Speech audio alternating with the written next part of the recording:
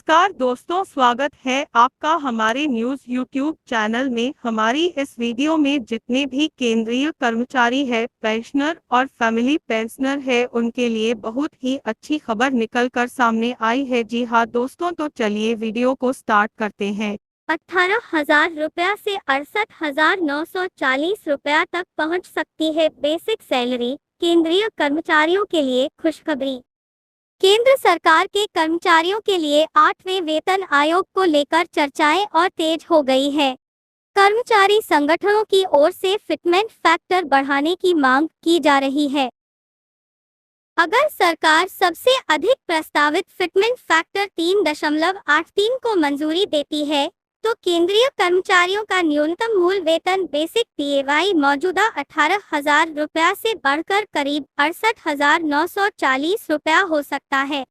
Fitment factor एक गणितीय गुणक मल्टीप्लियर होता है, जिसके आधार पर कर्मचारियों के मौजूदा बेसिक पे और पेंशन को नए सैलरी स्ट्रक्चर में परिवर्तित किया जाता है। वेतन आयोग की सिफारिशों में यह सबसे महत्वपूर्ण तत्वों में से एक माना जाता है, क्योंकि इसी के आधार पर वेतन, पेंशन, भत्ते और एरियर तय होते हैं। 7वें वेतन आयोग में कितना था फिटमेंट फैक्टर? 7वें वेतन आयोग ने 2.57 का फिटमेंट फैक्टर लागू किया था। इसके बाद कर्मचारियों का न्यूनतम मूल वेतन 7,000 रुपया से बढ़कर 18,000 रुपया हो गया था। 8वें वेतन आयोग के लिए क्या है मांगे? विभिन्न कर्मचारी संगठनों और विशेषज्ञों ने अलग अलग फिटमेंट फैक्टर की मांग की है। विशेषज्ञों का फिटमेंट फैक्टर का अनुमान 1.92 है, जबकि All India Trade Union Congress AITUC का 3.00 और Federation of National Postal Organisation फ्लक का 3.25 है। वहीं जम्मू कश्मीर कर्मचारी मंच का अनुमान 3.05 और जम्मू कश्मीर कर्मचारी समन्वय समिति का 2.86 से 3.68 है। National council joint consultative machinery (NCJCM) ने 3.83 का अनुमान लगाया है। फिटमेंट फैक्टर के हिसाब से कितना हो सकता है वेतन? मौजूदा न्यूनतम मूल वेतन 18,000 रुपया को आधार माने तो संभावित वेतन इस प्रकार हो सकता है।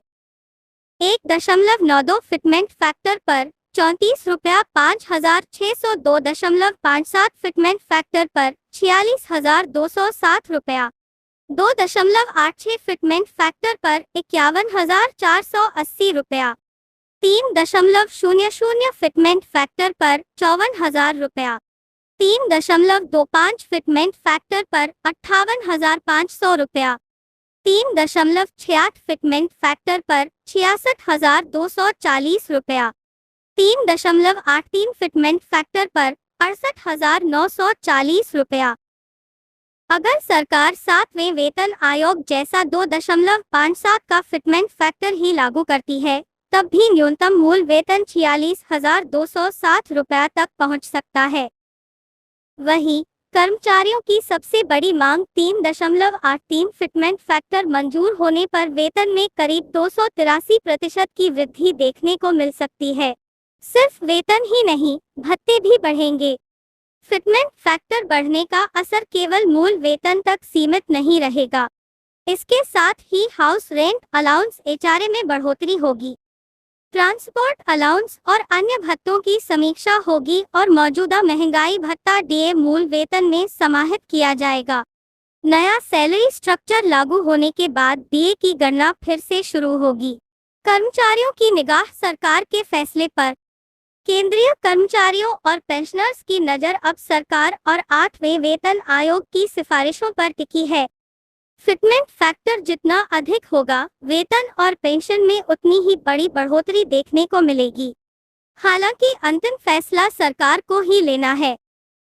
ये है हमारी लेटेस्ट अपडेट। आई होप आपको हमारी ये वीडियो अच्छी लगी हो। वीडियो अच्छी लगी हो तो वीडियो को लाइक, शेयर और सब्सक्राइब करना ना भूले। जय हिंद, जय जवान, जय किसान।